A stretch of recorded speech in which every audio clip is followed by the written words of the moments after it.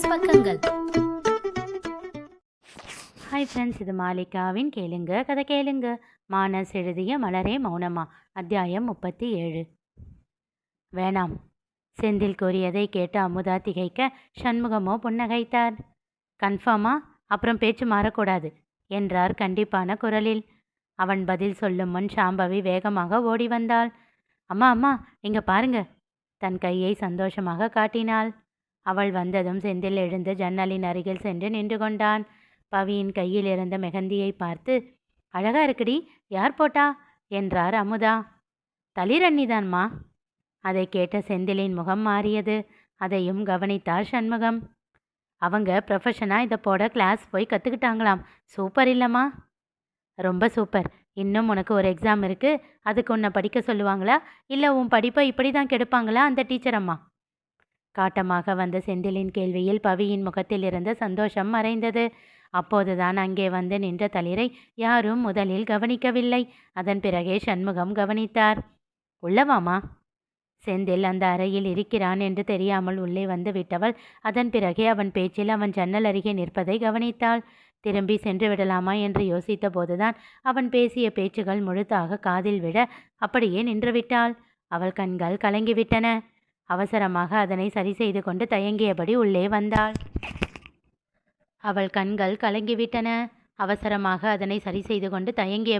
வந்தாள். அது அத்தை, அவ எல்லாமே படிச்சுட்டேன்னு சொன்னா. நான் கூட கொஸ்டின்ஸ் எல்லாம் கேட்டேன். சரியா பதில் சொன்னா மெஹந்தி வச்சு விடணும்னு சொன்னா. அவ எல்லாத்துக்கும் கரெக்டாக ஆன்சர் பண்ணதுனால தான் போட்டேன்.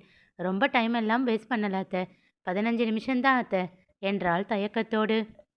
என்னது, 2 கைக்கும் சேர்த்து 15 நிமிஷத்தில் போட்டுட்டியா? ஆச்சரியமாக கேட்டார் சண்முகம். ஆமாம்ப்பா, ரொம்ப ஃபாஸ்ட்டாக போட்டாங்க தெரியுமா? சூப்பர்மா, நல்ல டேலண்ட் உனக்கு. அதை கேட்டு அவரை முறைத்தான் செந்தில். அவரோ அவன் பக்கம் திரும்பவே இல்லை. சண்முகம் கோரியதை கேட்டு முகம் மலர்ந்தவள் அமுதாவை பார்த்தாள். அவரும் புன்னகையோடு நல்லா இருக்குமா என்றதில் அவள் சந்தோஷம் கூடியது. அதை கண்டு செந்திலுக்கு கடுப்பானது. இதெல்லாம் என்ன கன்றாவியோ, ஹிந்திக்காரங்க மாதிரி மருதாணி வச்சாதான் கை அழகா இருக்கும். அதை விட்டுட்டு இந்த மாதிரி கிறுக்குத்தனம் எல்லாம் பண்ணிக்கிட்டு பார்க்கவே கசாமுசான்னு சகிக்கல என்றான் கோபமாக. டேய் சும்மா இருடா என்று அதட்டினார் அமுதா. தளிரின் முகம் சிரித்து போனது. அமைதியாக எதுவும் பேசாமல் வெளியேறி விட்டாள். வேகமாக செந்திலிடம் வந்து அவன் முன் தன் கைகளை நீட்டினாள் சாம்பவி. உன் மனசாட்சி தொட்டு சொல்லு, உண்மையிலேயே இது அசிங்கமா இருக்கா?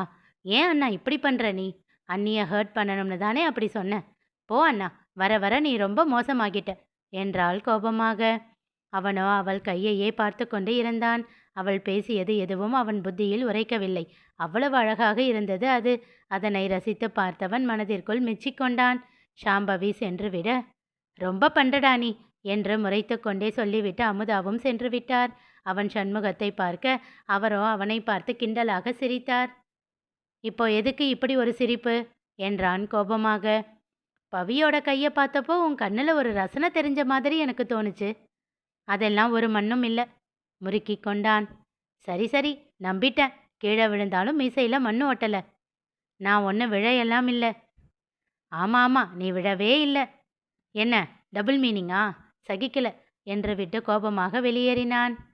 டேய் மகனே, நீயும் எத்தனை நாளைக்கு உன்னை சுற்றி இந்த வேலியை போட்டுக்கிட்டு இருக்க போறேன்னு நானும் பார்க்குறேன் மெல்லிய குரலில் சொல்லி சிரித்து கொண்டார். வெளியில் வந்தவன், வெரி டேஞ்சரஸ் டேடி, இனி இந்த ஆள் முன்னாடி ஜாக்கிரதையாக இருக்கணும் என்று தனக்குள் சொல்லி கொண்டான். ஓரிடத்தில் தளிர் முகவாட்டத்தோடு அமர்ந்திருப்பதை கண்டான். அவனுக்கும் அது வருத்தமாக இருந்தது.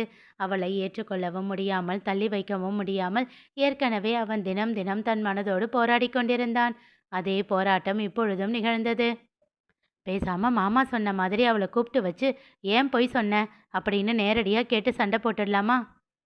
சில நிமிடங்கள் யோசித்து அதுதான் சரி என்று முடிவு செய்து கொண்டு அவன் அருகில் செல்ல போக கையில் அதிரசம் வைத்த தட்டோடு அவள் அருகில் வந்து அமர்ந்தாள் மலர். வந்துட்டா. நானே இன்னைக்கு தான் தைரியமாக ஒரு முடிவெடுத்தேன், அதையும் கெடுக்க வந்துட்டா. இப்போதானே சாப்பிட்டு முடிச்சா, அதுக்குள்ள வாயில் அரைக்க அதிரசம், தீனி பண்டாரம். மனதிற்குள் மலரை திட்டி தீர்த்தான். இந்தா எடுத்துக்கோ. வேண்டாம். ஏன்? இப்போதானே சாப்பிட்டேன், இப்போ எப்படி திரும்பவும் சாப்பிட்றது? ஐயய்ய, இது பசிக்காக சாப்பிட்றதில்ல, ருசிக்காக சாப்பிட்றது. எடுத்துக்கோ. இல்லை மலரு, இப்போ சாப்பிட எனக்கு பிடிக்கல. ஏன்? உன் மகமும் ஏன் ஒரு மாதிரி இருக்கு? ஒன்றும் இல்லை மலரு. நீ ஒன்றும் இல்லைன்னு சொல்கிறதுலையே தெரியுது. சட்டுன்னு என்ன விஷயம்னு சொல்லு. சும்மா சும்மா கேட்க மாட்டேன். ரசித்து சாப்பிட்டுட்டு இருக்கேன். தளிரின் இதழில் புன்னகை அரும்பியது. நீங்க டிஃப்ரெண்டான ஆள் மலரு என்றாள். அப்படியா? ம். அப்போ உன் பிரச்சனையை சொல்லு. தீர்வு தெரிஞ்சா சொல்றேன். தன் பார்வையை தாழ்த்தி கொண்டு அவளிடம் நிகழ்ந்ததை கூறினாள் தளிர். அவருக்கு என்ன பார்த்தாலே பிடிக்கல மலரு. எப்படி பிடிக்கும் என்றாள் மலர் சட்டென்று. அதுவும் சரிதான். பொய் சொல்லியிருக்கேன்ல. இல்லை இல்லை, நான் அதுக்காக சொல்லலை. வேற என்ன? அவன் மனசுல வேற ஒரு பொண்ணு இருக்கும்போது உன்னை எப்படி பிடிக்கும்னு சொன்னேன். அதை கேட்டு பெரியதாக திகைத்தாள் தளிர். செந்திலும் திகைத்து, அடிப்பாவி, விஷயம் தெரியாம குட்டையை குழப்பாதடி. தலையில் கை வைத்து தனக்குள் பயத்தோடு சொல்லி கொண்டான். என்ன சொல்றீங்க மலரு? நிஜமாவா? உங்களுக்கு எப்படி தெரியும்? ஈன சுரத்தில் ஒலித்த அவள் குரலில் வலி அப்பட்டமாக தெரிந்தது. அதை தாங்க இயலாமல், ஏ மலரு, வாய முடி தொலடி என்று தனக்குள் அரற்றினான் செந்தில். ஆமா தளிரு, ஒரு நாள் என்கிட்ட வந்து சொன்னான். ஒரு பொண்ணை பார்த்தேன், அவளை ரொம்ப பிடிச்சிருக்கு, ஆனால் லவ்வா என்னன்னு தெரியல அப்படின்னு சொன்னான். ஆனால் அவன் முகத்தில் அப்படி ஒரு சந்தோஷம், அவன் கண்ணில் காதல் இருந்துச்சு. அதை பார்த்தேன், அது கன்ஃபார்மாக லவ் தானே நான் புரிஞ்சுக்கிட்டேன். சரி, அவனே சொல்லட்டும்னு நான் வெயிட் பண்ணிக்கிட்டு இருக்கும்போதே நீ அவன் லைஃப்பில் வந்து என்னென்னவோ ஆகிடுச்சு. அதான் அவன் அப்செட்டில் இருக்கான். முதல்ல அவன் அந்த பொண்ணை மறக்கணும். அதுக்கப்புறம் தானே நீ அவன் மனசுக்குள்ளே போக முடியும். எப்படியும் ரொம்ப நாள் ஆகும். நீ தான் பொறுமையாக வெயிட் பண்ணணும். தளிரின் முகம் வெவ்வேறு உணர்ச்சிகளை தழுவியது. இறுக்கமான முகத்தோடு அமர்ந்திருந்தாள். அதற்குள் செல்வம் மலரை அழைக்க அவள் எழுந்து சென்று விட்டாள்.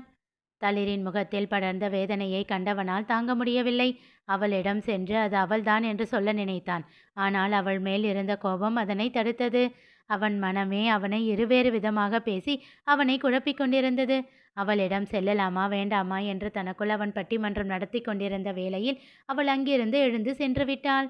உயிரற்ற பிணம் போல் அவள் செல்லும் விதம் கண்டு அவன் மனம் பாரமாகி போனது. ஏன் மலரு இப்படி சொன்ன? அவன் விரும்பினது தளிரதான்னு உன்கிட்ட சொன்னேன் இல்ல? செல்வம் கேட்டான். ஆமா, அத நீதானே மாமா என்கிட்ட சொன்ன, செந்தில் சொல்லலையே. மெத்தையில் அமர்ந்து செல்வம் கணக்கு எழுத கொண்டிருக்க அவன் பின்னே முதுகில் சாய்ந்து அமர்ந்து கடைசி துண்டு அதிரசத்தை வாயில் போட்டபடி கேட்டாள். அதை கேட்டு சட்டென்று செல்வம் விலக அவன் முதுகில் சாய்ந்து இருந்தவள் தடுமாறி அவன் மடியில் விழுந்தாள். மாமா, சொல்லிட்டு நகர்ந்திருக்கலாம் இல்ல என்று அவன் தொடையில் செல்லமாக ஒரு அடி வைத்தாள். அவள் கேட்டதை கண்டுகொள்ளாமல் அவள் இடையோடு கை வைத்து இழுத்து வாகாக மடியில் படுக்க வைத்து கொண்டான். ஏ குட்டிச்சாத்தான், உன் பிளான் என்ன? என்னது குட்டிச்சாத்தானா?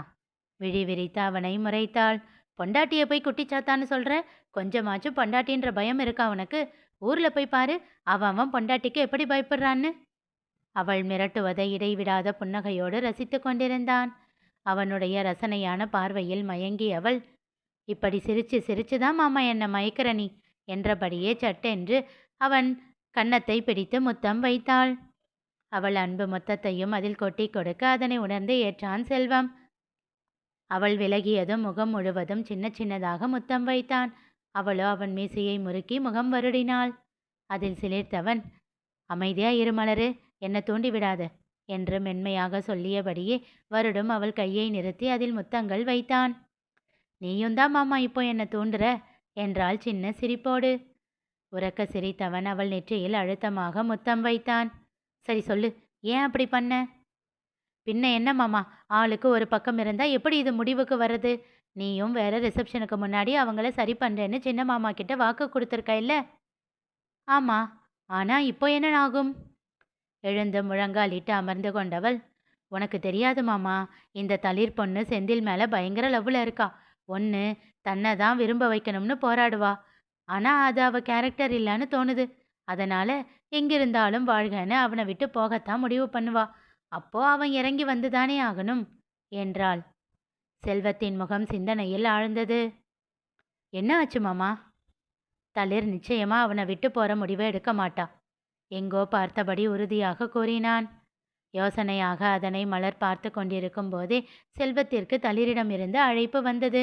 ஒருவித பதட்டத்துடன் அழைப்பை ஏற்றான் செல்வம். மாமா, உங்ககிட்ட கொஞ்சம் பேசணும். அத்தை மாமா ரூம் வரைக்கும் வர்றீங்களா? தளிர் கேட்க அவன் நம்பிக்கை பொய்த்து விடுமோ என்ற சின்ன பயம் செல்வத்தின் மனதிற்குள் எட்டி பார்த்தது.